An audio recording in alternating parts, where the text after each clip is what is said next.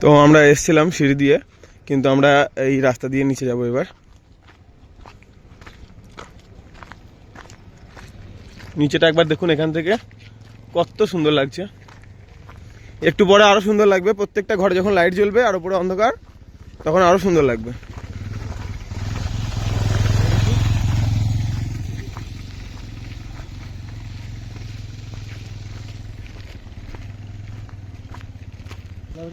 ভোলে জি কা ডমরু। কারণ একটু পরে ইয়ে তৈরি হবে না, এই যে পাথরগুলো দিয়ে কি সুন্দর সুন্দর এসব তৈরি করেছে, দেখ যারা ঘুরতে এসছে তারা।